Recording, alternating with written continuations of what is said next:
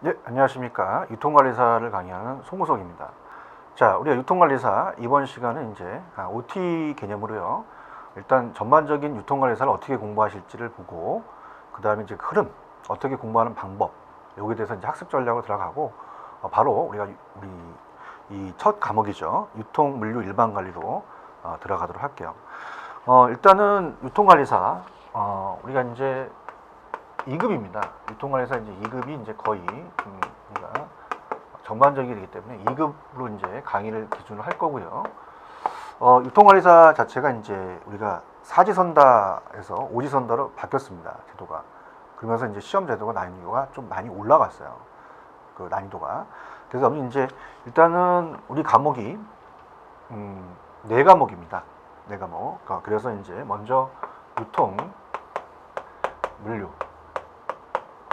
유통물류 일반관리가 있고요. 그 다음에 상권분석, 그 다음에 유통마케팅,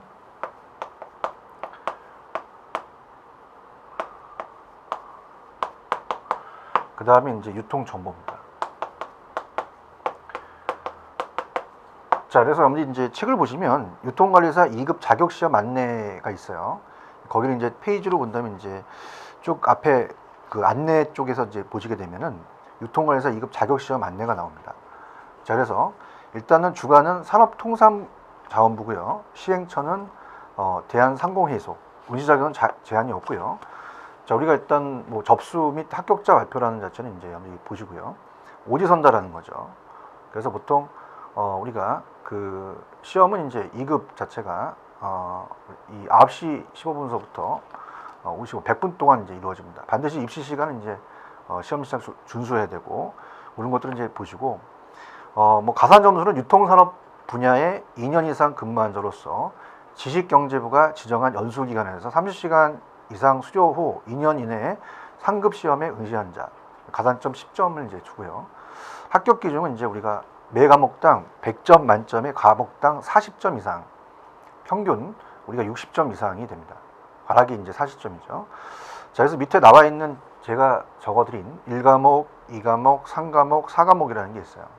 그래서 유통물류 일반관리는 유통의 이해, 유통경영전략, 그 다음에 유통경영관리, 물류경영관리, 그 다음에 유통기업의 윤리와 법규, 그 다음에 제2과목에서는 우리가 유통상권분석, 조사, 그 다음에 우리가 도소매 입지, 그 다음에 점포 개점 전략, 제3과목에서는 유통마케팅의 전략기획, 그 다음에 유통점포 관리, 상품 판매와 고객 관리, 마케팅 조사 평가, 유통정보에서는 이제 유통정보 이해, 지식경영, 주요 유통정보 기술, 유통정보 활용, 전자상거래가 있다라는 자체만 여기 눈으로 이제 확인해 주시면 됩니다. 그래서 우리가 이런 것들은 이제 배우는 거나 이렇게 생각을 하시면서 난이도를 이제 보는데요. 보통 문항수가 25문제, 상권 분석은 20문제, 유통 마케팅은 25, 유통 정보는 20문제가 됩니다. 그래서 우리가 이제 일단은 중요도가 있는 게 문제당 25문제는 4점씩 배정되고요. 20문제는 다 우리가 5점, 여기 4점, 그 다음에 여기가 5점이죠. 그러면 주요 파트가 어디겠어요? 여러분들이 보실 때 상권 분석이라는 자체가 문항수가 작기 때문에 여기서 이제 고득점 얻으셔야 됩니다. 유통 정보하고. 그래서 여기에서 어떻습니까? 우리가 보통은 이제 이 고득점 준비를 해야 돼요. 이쪽이 이제 중요 파트다 볼 수 있습니다. 왜냐하면 문항수가 작기 때문에 여기서 또 많은 점수를 이제 올려야 된다는 거. 그 다음에 이제 아까 매 과목 100점 만점에 과목당 40점 이상이 이제 과락이고요. 평균 60점 이상이 됩니다. 평균 60점 이상. 그러니까 여러분들이 이제 일단은 뭐 합격만 하면 되잖아요, 그죠? 그래서 여러분들이 고득점을 만점을 받을 뭐 그런 생각을 하지 마시고요. 일단은 합격을 해야겠다라는 생각하에 만약에 좀 단기간에 좀 우리가 공부를 하고 싶다. 물론 1년에 3번 시험이 있습니다. 이제 이 시험 공고 우리 사이트에 다 올라가 있거든요. 그래서 날짜라든지 이런 걸 다 확인해 보시면 3번 보기 때문에 이 3번에 대한 기회가 있어요. 1년에. 보통 자격증 자체는 제가 물류관리사도 자격증 강의하는데 물류관리사는 1년입니다. 이거 1년 떨어지고 나서 1년 또 준비해야 돼요.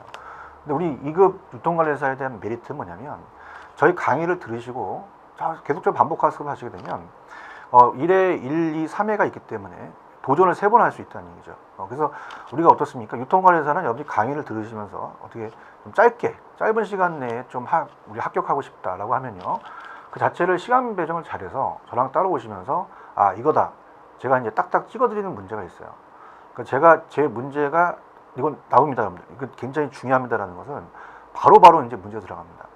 그래서 강의는 우리가 이제 3권으로 돼 있죠. 여기 이제 유통 물류 일반 관리하고 상권 분석하고 연결이 됩니다.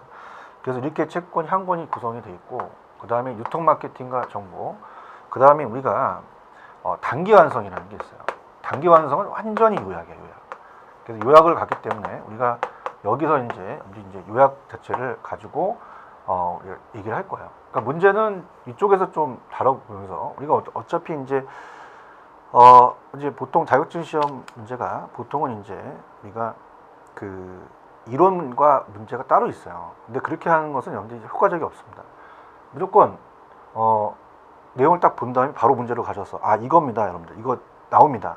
이겁니다. 아니면 아, 이거는 여러분들이 이제 보실 때 중요도가 좀 어떤 것이다라는 걸 이제 체크할 거예요. 그러니까 제가 이런 표시를 할 거예요, 여러분들이. 항상 저랑 따라오실 때 3개는요, 출제가 가장 될 가능성이 크다는 거고 2개는 출제가 돼 왔던 게 이제 띄엄띄엄 하면서 좀 나왔던 거고 하나는 이제 가끔가다 출제되는 이런 식으로 이제 제가 별표 표시를 할 겁니다. 그래서 요거 위주로 이제 공부를 하시면서 난이도를 맞춰갖고 가시면 돼요. 자, 그래서 우리가 이제 그런 내용들을 이제 보시면서 저랑 따라오면서 같이 강의를 들으시면 충분히 합격을 합니다. 그죠? 그래서 이제 제가 이제 강의를 하다 보면은 뭐 모든 강사분들이 자기 자랑을 다 하지만 많은 분들이 많이 그 강의에 대해서 격려를 많이 해주세요. 그래서 제가 이제 암기 기법이라든지 우리가 객관식의 오지선다라는 자체는 이걸 잡아내는 게 중요합니다. 그래서 어디가 답이라는 자체를 우리가 공부를 딱 하면서 아, 이게 정답이다라는 자체를 딱 우리 꼬집을 수 있게 그렇게 강의를 들으시면서 저랑 같이 따라오시면 돼요. 그러니까 충분히 여러분들이 제 강의를 들으시고 복습만 철저히 하시고 그러게 되면 시험은 3번 있기 때문에 어떻게든지 1년 안에는 다 우리 합격하실 거라 봅니다. 자, 그러면 90문항이거든요. 90문항에서 이제 자체적으로 이제 여러분들이 여기서 이제 점수를 따는 식으로 이제 들어가면 돼요. 근데 뭐 저도 저는 이제 말씀을 드리게 되면 저도 이제 그 박사학위를 받았습니다. 그래서 박사학위 자체에 대한 게 SSM, 제가 이제 강의하는 유통이죠. SSM, 슈퍼마켓의 그 입지 선정에 대해서 공부를 했어요. 그래서 제가 이제 논문을 쓴 그쪽이 이제 상권 분석입니다. 상권 분석에 제가 또 전문가고, 제가 물류관리사 자격증이 있어요. 유통도 강의를 하고, 유통과 물류를 학교에서 또 강의를 했습니다. 전문가고, 그 다음에 마케팅도 경영학 쪽으로 이제 제가 전공을 했고, 유통 정보는 또 우리가 전문 파트가 또 강의 쪽에 이제 있습니다. 그 파트를 제가 하기 때문에 여러분들이 또 전문가한테 맡긴다고 생각하시고, 그 다음에 실전에 지금 제가 박사학위를 받고, 그 다음에 또 학회에 있으면서 여러분들한테 이제 물론 뭐 어떻게 문제가 나올 거라는 자체가 뭐 제가 뭐 어떤 할 수는 없습니다. 다 출제원들의 마음이니까. 근데 출제원의 경향과 어떻게 나간다는 것을 이제 어떤 방향을 제시할 수 있죠. 그러면 여러분이 생각하실 때 60점 이상을 맞는데요. 보통 저도 출제를 뭐 공인 자격증은 제가 왜냐면 공인 자격증 강의를 제가 하기 때문에 공인 자격증은 출제를 못해요.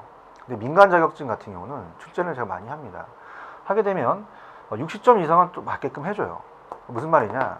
일단은 문항수에서 어렵고 좀 시사성을 물어보는 거라든지 좀 어떤 교과서 외적인 것도 나오긴 합니다. 근데 이 60점에 맞춰준다는 자체는 우리가 기출문제가 참 중요해요. 그러니까 오지선다로 바뀌고 나서에 대한 기출문제를 제가 문제에 많이 수록을 해놨습니다. 그래서 그걸 여러분이 충분히 보신다면 우리가 얼마든지 합격을 할 수가 있어요. 그래서 그렇게 해서 저랑 따라오시고 가장 중요한 게 신뢰성입니다. 저를 믿으시고 제 강의를 딱 들으신 다음에 문제도 풀어보시고 그러면서 진행을 하는 걸로 그렇게 들어가도록 하죠. 자, 그러면 일단은 여기 우리가 이제 제1과목 유통 물류 일반관리서부터 들어가도록 하죠. 페이지는 우리가 제가 뭐 여러분이 구두로 얘기하지만은 보통 적어 드리는 식으로 갈게요. 이제 페이지 찾기가 굉장히 힘들거든요. 그래서 14페이지를 이제 피시게 됩니다. 14페이지. 자, 14페이지 가셔서 이제 우리가 첫 번째 얘기하는 지금 제가 유통 물류 일반 관리에 대해서 들어갈 거예요. 또 유통 물류 일반 관리 2차 파트가 이제 우리가 어떻게 보면은 유통하고 물류랑 어떤 일반 관리 쪽으로 전반적인 게 다 들어가 있어요. 그래서 여러분 이제 제 강의가 일단은 이 네 과목을 제가 혼자서 강의하는 거는 왜 그 이유가 뭐냐면 시험을 이제 출제 문제를 보게 되면 다 이게 연관이 돼요. 그래서 뭐 상권하고 분석하고 마케팅하고 유통정보하고 유통 물류 일반 관리가 완전히 산만적인 건 아닙니다. 이 과목당 연결되는 부분이 많아요, 되게. 그래서 그런 것들을 연결시켜서 여러분이 공부를 하시는 게 굉장히 중요합니다.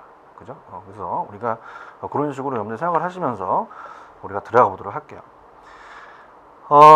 우리가 이제 유통이라는 자체, 처음 이제 배우시는 분들은 유통 자체를 우리가 생각을 하실 때 이 생산입니다. 유통 경로죠. 생산과 최종 소비자가 이 경로에 의해서 일치하지 못하거든요. 그죠? 일치하지 못하는 것을 유통이 어느 정도 이제 윤활유 역할을 해준다. 그렇게 여러분들 보시면 돼요. 그래서 어떤 정보를 또 교환할 수 있는 그런 것들에 대해서 우리가 소비할 수 있다. 이런 식으로 이제 생각을 하시면 되면서 첫 스타트 이제 들어가도록 할게요. 우리가 일단은 이 유라는 것은 흘루자죠. 통할. 그러니까 재화와 서비스가 흘러서 통해야 된다는 얘기입니다. 그죠? 그래서 이제 그 내용을 이제 우리가 14페이지에서 딱 내용을 보게 되면 일단은 가볼게요. 유통의 개념부터 갑니다. 자, 14페이지 여러분이 그 양가로 1번에 동그라미 1번에 유통의 의 기억번 밑줄 치십시오. 자, 유통의 사전적 의미는 막힘없이 흘러서 통합한다 이렇게 얘기합니다. 그래서 밑에 세 번째 줄 보시면 어떤 상품이나 상품, 재화와 서비스를 생산자로부터 소비자한테 이전하는 현상 또는 이전시키기 위한 모든 활동을 말합니다. 그래서 유통은 생산 단계로부터 소비 단계까지 이르기까지 상품이라든지 이 서비스, 용역, 제가 지금 하는 강의 서비스가 용역이죠. 사회적 이전에 관련된 모든 활동을 말한다. 이렇게 돼 있죠. 그럼 우리가 유통의 역할에 대해서 얘기를 해볼게요. 자, 유통의 역할을 이제 보게 되면은 큰 틀을 한번 여러분 그려보셔야 됩니다. 자, 우리가 유통의 역할을 이런 식으로 이제 저는 강의를 해보겠는데요. 자, 일단 동그라미 2번 유통의 역할이죠. 자, 유통의 역할을 한다라는 것을 우리가 여기 전체적인 틀을 우리가 볼게요. 그러니까 여기서 나와 있는 자체에 대한 내용들을 봤을 땐 여러분들이 어떻습니까? 전체적으로 이제 이해할 수가 없어요. 그래서 큰 그림을 한번 그려보세요. 자, 생산자가 있습니다. 자, 그 다음에 우리가 도매상, 그 다음에 소매상이 있어요. 그 다음에 최종 소비자죠. 자, 이게 바로 유통 경로입니다. 자, 그러면 유통 경로에서 우리가 지금 유통의 역할이 사회적 불일치 극복, 장소적 불일치 극복, 시간적인 불일치 극복이라고 나와 있어요. 그러면 일단은 어떻습니까? 사회적 불일치라는 것은 자, 예를 들어서 제주도에 옥돔이 있습니다. 제가 옥돔을 좋아하는데, 그러면 도매상이라는 것은 이제 노량진 수산시장이 있겠고요. 그 다음에 소매상은 동네 생선가게죠. 동네 생선가게다. 그 다음에 최종 소비자가 제가 이제 분당이 집인데, 분당이 이제 서울에 아니면 분당에 송석이 있다. 그러면 일단은 어때요? 이 목돔을 판매하는 사람이 만약에 유재석이다. 그럼 유재석이 송우석한테 판다. 자, 그러면 어떻습니까? 우리 지금 인격이라는 자체죠. 인격. 사람과 사람. 인격에 대한 불일치예요. 자, 그러면 인격에 대한 불일치는 사회적 불일치가 되죠. 그죠? 그래서 이제 우리가 요거를 불일치한다는 얘기죠. 불일치는 자, 이거는 이제 인격에 대해서 불일치다. 그럼 이건 사회적 불일치. 전체적인 틀을 여러분들 보셔야 됩니다. 그래서 사회적 불일치다. 자, 그럼 이건 상적 유통이라고 합니다. 상적 유통. 보통 우리가 상류라고 얘기를 하죠. 상류. 그래서 이렇게 보시고, 그 다음에 이제 시간이 틀릴 거예요. 자, 예를 들어서 우리가 2015년 7월 1일 날 우리가 배송을 했다. 그럼 제가 받는 게 만약에 2015년 7월 15일이다. 그러면 여러분들 시점이 틀리잖아. 그지? 그래요? 그러면 어떻습니까? 우리가 지금 자체가 이제 불일치가 된다는 것은 시점에 대한 불일치가 되는 거죠. 불일치가 된다는 건. 자, 이거는 어떻게 됩니까? 우리가 시간에 대한 불일치가 되는 거예요. 그래서 우리가 시간에 대한 불일치가 되고, 그 다음에 이제 우리가 그 장소가 뭐 제주도 성산포다. 그죠? 그 다음에 지금 제가 이제 분당에 사는데 분당 아파트로 보낸다. 자, 그럼 어떻게 됩니까? 장소적 불일치가 일어나죠. 장소적 불일치. 자, 그래서 이 시간과 장소적 불일치를 우리가 물적 유통이라고 이해합니다. 물적 유통. 자, 그래서 우리가 물류라고 하죠. 상류 물류. 그래서 이렇게 체크하시면 돼요. 그러면 점점 우리가 생산자, 도매상, 소비장, 최종 소비자가 있죠. 그러면서 이제 이것이 점점 생산자서부터 도매상, 소매상, 최종 소비자가 있을 거라고 합니다. 그러면 우리가 이 크기를 본다면은 최종 소비자가 더 많겠죠. 그러면서 이런 식으로 우리가 이제 어떻습니까? 중간상이 이제 있으면서 점점 우리가 커지는 이런 식으로 이제 범위가 됩니다. 이게 이제 가장 여러분들이 핵심적인 내용이라고 봐야 돼요. 자, 이걸 알아야 지금 여러분들이 그 내용 안에 있는 내용들을 우리가 살펴볼 수가 있습니다. 그러면 그렇게 해야 지금 유통의 역할을 정확하게 판단할 수 있어요. 그러면 제 교재 이제 14페이지 보시면, 자, 밑에 보시면 기역, 사회적 불일치라고 있죠. 그럼 사회적 불일치는 좀 전에 뭐라 그랬어요, 제가. 자, 생산과 소비, 생산에 대해서 동그라미, 소비, 인격에 대해서 우리가 사이에서 있는 생산자와 소비자가 별도로 존재한다는 겁니다. 사회적 분리가 된다는 거죠. 그 다음에 장소적이라는 것은 제주도 성산포에서 제 분당 아파트로 생산과 소비 사이에 상품의 생산자와 소비자가 서로 다르다는 장소적인 거죠. 생산자와 소비자. 자, 시간적 불일치 2015년 7월 1일에 우리가 보냈고 2015년 7월 15일 날 받았어요. 그럼 이거는 어떻게 됩니까? 우리가 생산과 소비 사이에는 생산 시기와 소비 시기 차이죠. 시간적에 대한 우리가 분리가 돼서 시간적 불일치다. 자, 이렇게 해서 이제 유통의 역할을 한다는 겁니다. 자, 이걸 크게 보셔야 돼요. 아, 이렇구나. 이게 바로 유통에 대한 역할이구나. 라는 것을 꼭 체크를 하셔야 됩니다. 그래서 여기에 대해서 이제 우리가 시험 문제가 나오겠죠. 자, 그 다음에 우리가 그 다음에 15페이지 가시면 유통산업과 유통 경로라는 게 있어요. 그래서 우리가 유통산업, 유통경로라고 있는데, 자, 일단은 유통산업에 대해서 간략하게 본다면,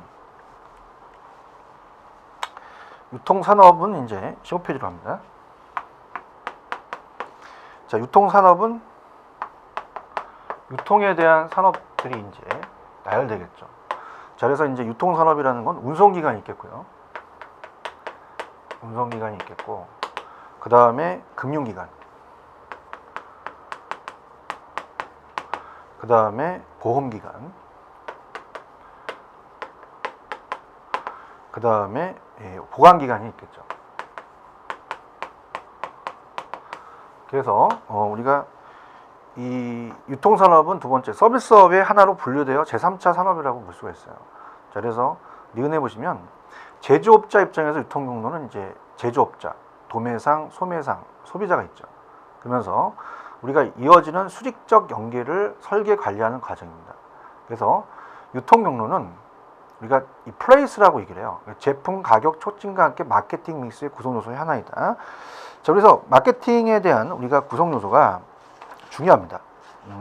그렇기 때문에 우리가 이제 유통 경로라는 자체가 우리 이제 마케팅에 대해서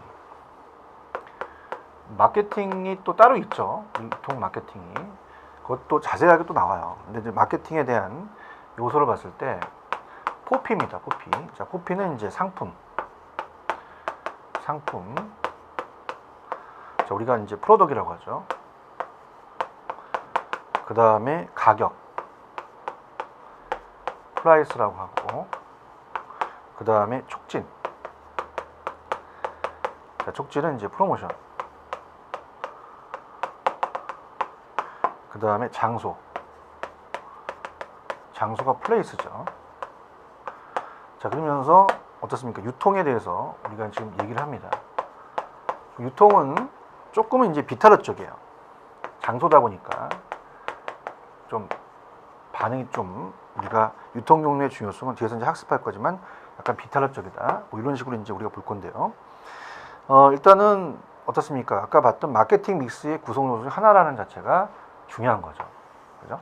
그래서 그것도 체크를 해보시고, 그 다음에 디귿. 유통 경로는 특정 제품과 서비스가 사용될 수 있도록 하는 과정과 이에 참여하는 일체의 상호 의존적인 조직으로 표적 시장의 소비자들이 적절한 시간.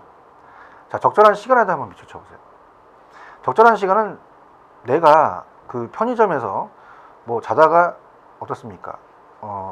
좀 나가가지고 동네 편의점에서 이제 라면을 사 먹다든가 2시에, 새벽 2시에 아니면 만두를 사 먹는다든가 언제든지 언제나 그 누구나 이제 생산해서 바로 이제 소비할 수 있게끔 그렇게 하는 게 적절한 시간이죠. 접근 가능한 위치에서 적절한 수량으로 제품을 구매할 수 있도록 하는 효용, 창출하는 역할을 합니다. 자, 그래서 어떻습니까? 우리가 밑에 리얼에 보시면 유통관리 목적은 이제 수송, 보관, 재고, 포장, 하역 등을 효율적으로 관리하고 거기에 대한 서비스를 향상시킨다. 향상시킨다는 건 높이는 거고, 유통 비용을 절감시켜 매출의 증대와 가격이 안정화시킨다는 거죠.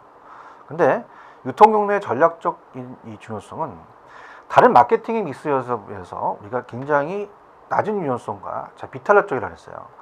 한번 결정이 되면 다른 유통 경로의 전환이 용이하지 않습니다. 그죠? 전환하지 못한다는 거죠. 탄력적이지 못한다는 거예요. 이게 이제 가장 핵심적인 내용이죠. 그래서 유통 경로의 지역성이 있기 때문에 유통 경로의 결정과 관리는 신중하게 이루어진다는 겁니다. 저런 식으로 보시면 되고, 그 다음에 유통에 대한 기능 자체가 우리가 또 중요하다고 보는데요. 일단 유통의 기능을 이제 우리가 체크를 해보면, 유통의 기능은 이제 15페이지 나와 있는 내용, 유통의 기능도 한번 별표 표시를 하나 해놓을게요. 중요합니다. 자, 그래서 우리가 유통의 기능은, 자, 넘겨보세요. 자, 넘기시면 유통의 기능이 또 어떤 게 있는지 봅니다. 우리가 상적 유통과 물적 유통 기능이 있죠. 그래서 상적 유통 기능과 그 다음에 두 번째가 물적 유통 기능이 있습니다. 자, 물적 유통 기능은 우리가 물류라고 볼 수가 있죠. 물류. 그래서 우리가 상적 유통 기능이라는 자체는, 자, 내용을 보시면 유통의 이 기능 중 가장 기본적인 기능으로 거래 유통 기능이라고도 합니다. 자, 그래서 소유권 이전 기능. 자, 이게 가장 큰 거죠. 소유권 이전 기능. 소유권이 이전된다. 자, 생산자에서 소비자는 이제 어떻습니까? 완전한 이제 소유권이 넘어가겠어. 자, 이 제품을 판다? 그럼 생산자에서 소비자로 바로 이제 계약이 끝나게 되면 우리가 소유권이 넘어가는 이런 것들에 대한 기능. 그 다음에 지각 조정 기능. 그 다음에 수량적 조정 기능, 품질적 조정 기능 이런 게 되고요. 그 다음에 이제 물적 유통이라는 건 물류예요. 그래서 이거는 밑에 밑줄만 쳐놓으세요. 장소적 조정 기능, 그 다음에 수송 운송 기능, 그 다음에 시간적 조정 기능, 그 다음에 보관 기능. 자, 우리가 그 다음에 하역, 물건을 내리는 거죠. 그 다음에 포장 기능이 있다. 이렇게 보는데요. 자, 우리가 시험 문제 출제 빈도가 높은 거는, 자, 이 유통의 기능에서는 3번이 중요합니다. 자, 3번에서 얘기하는 키포인트는 뭐냐면, 여기 이제 굉장히 중요한 내용인데요. 유통 조성 기능이에요. 유통 조성 기능이 이제 우리가 조금 깊게 내용을 좀 보실 내용입니다. 자, 이거는 이제 우리가 이 표준화 기능, 등급화 기능이라는 게 있고요. 나중에 또 구체적으로 또 나올 겁니다. 표준화 기능. 그 다음에 두 번째는 우리가 어떻습니까? 그 금융기능이라는 게 있죠. 자, 금융기능은 이제 나중에 또 부연 설명을 하겠지만은 우리가 외상이라든지 할부, 신용카드, 외상이라든지 할부라든지 뭐 신용카드, 뭐 이런 것들에 대한 기능을 우리가 유통 조정 기능이 하는 거고, 자, 위험부담은요. 세 번째 위험부담은, 자, 이거는 이제 보험을 생각하시면 됩니다. 보험. 그래서 보험기관이 이제 하는 역할이겠죠. 그래서 위험부담은 이제 어떻습니까? 뭐 여러 가지 이제 그 보험회사에서 또 연결되는 게, 또 농산물을 또 가을에 또 수확해서 일시에 또 출하가격이 또 떨어지면서 뭐 여러 가지 가치 상실에 의해서 방지를 하고 이런 위험 부담을 할 수 있고, 그 다음에 시장에 대한 정보 기능, 그 다음에 교환 주선 기능들을 포함하고 있다. 이렇게 해서 이제 그 내용만 좀 보시면 돼요. 근데 조선 기능이라는 자체는 또 우리가 중요하기 때문에 여러분들이 또 체크를 잘 해 놓으셔야 됩니다. 그 다음에 이제 뭐 시장 정보 기능 같은 경우는 우리가 이 소비자의 필요성, 니즈에 대해서 항상 도매상, 제조업체, 서로 이제 도매상이 이제 제조업체 제공한다든가 도매상이 소매상한테 항상 정보에 대한 전달, 어떻게 생산 공급해라, 소비자가 원하는 다품종 소량, 이런 것들이 이제 우리가 시장 정보 기능을 또 할 수 있다라는 것들을 꼭 체크를 해주시기 바랍니다. 그 다음에 이제 뭐 밑에 나와 있는 유통 기능의 담당자는 뭐 그냥 내용만 좀 확인하시면 돼요. 그래서 이제 아까 봤던 도매업자, 유통 도매업자, 소매업자가 있죠. 도매업자는 제조업자와 소매업자 사이를 연결을 시켜주는 거죠. 그래서 우리가 이제 다시 한번 말씀을 드리면, 우리가 생산자가 있어요. 제조업자죠. 그래서 도매업자가 있을 거고, 그 다음에 소매업자, 그 다음에 우리가 어떻습니까? 운송업자가 있겠고요. 그러면 여기에 이제 최종 소비자가 있다면, 아까 말씀드렸던 도매업자는 제조업과 소매업 사이에 연결되는 거고요. 자, 소매업자는 어떻습니까? 우리가 제조업자나 소매업자로부터 구입한 재화를 우리가 최종 소비자한테 판매한 것을 주된 목적으로 하고, 자, 운송업자 같은 경우는 어떻게 돼요? 이 제조업자, 도매업자 사이의 거리, 제조업자 또는 소매사 사이의 공간 차이를 해소시키기 위해서 운송로를 이제 따라 운송을 주로 담당한 사람이고, 창고업자는 보관하는 기능이고, 금융업자는 이제 우리가 대금을 대여해주는 그런 기능이다. 그다음에 이제 보험업자는 아까도 얘기했지만 위험 부담에 대해서 우리가 항상 화재나 사고에 대해서 그런 재산상의 손실을 보존해주는 업자다. 그렇게만 참고적으로 보시면 되고요. 마찬가지입니다. 중간상의 유형도 그렇게 출제 빈도는 높진 않아요. 밑줄만 치는 걸로 할게요. 중간상은 생산자와 최종 소비자 또는 산업체, 구매자 간의 연결, 역할을 수행하는 독립적인 중간상을 말한다. 그 다음에 상인 중간상은 이제 제조업자로부터 제품을 구매해서 다시 소매자에게 판매하는 중간상으로서 이들을 우리가 어떻습니까? 제품에 대한 소유권을 가진다. 대리상이라는 자체는 어때요? 이들은 이제 구매 및 판매 활동이 거래 상당 기능을 수행하는 중간상으로서의 제품에 대한 소유권을 가지지 않는다. 도매상 같은 경우는 이제 소유권을 갖고요. 소매상은 이제 최종 소비자를 대상으로 하는 판매 활동을 하는 중간상이고, 거간이라는 게 대리상과 연결이 되겠죠. 거간은 구매자 또는 판매자의 중개 역할을 수행하면서 중간상으로 소유권을 가지지 않는다는 게, 이 대리상과 거간이 소유권을 가지지 않는다는 게 중요하고요. 판매 대리점도 이 소유권을 취득하지 않습니다. 그 다음에 유통업자는 우리가 도매 중간상으로서 제조기업이 강력한 촉진 지원을 해주는 선택적 또는 전속적인 유통업자를 말한다. 중매상은 이제 제조기업으로부터 제품을 구매하여 도매상 또는 소매상을 대상으로 판매 활동을 수행하는 중간상을 말한다.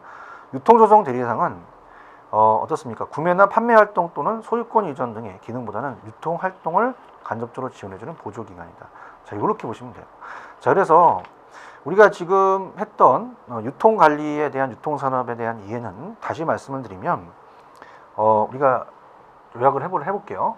그래서 어디를 이제 여러분들이 다시 한번 주의 깊게 보냐, 별표 표시를 해놓았는데, 자, 한 타임 끝날 때마다 여러분이 이제 중요시 되는 부분을 다시 한번 체크를 해볼 거예요. 자, 14페이지 가시면 이번에 유통의 역할이 중요합니다. 여기 이제 여기 별표 표시를 제가 이것도 하나 해놓으세요. 자, 그래서 우리가 사회적 불일치, 그러니까 생산과 소비자, 유재석과 송우석이 틀렸죠. 장소적 불일치, 성산포와 분당이 틀렸고, 시간적이 2015년 1월 1일, 그 다음에 2015년 7월 1일, 그 다음에 7월 15일 날짜가 틀렸고요. 그렇게 보시면 돼요. 그 다음에 뭐 중요한 거는 유통의 기능이 중요합니다. 그죠? 그래서 우리가 15페이지 가시면 양가로 3번의 유통의 기능도 중요해서 여길 또 정리 한 번 정도 체크를 해줄 부분이에요. 그래서 넘기시면은 상적 유통, 밀적 유통 기능이 있는데 3번 우리가 유통 조성 기능이다. 이렇게 해서 정리를 해주시면 됩니다. 여기도 이제 별표 표시를 제가 아까 하나 정도 하시라 그랬죠.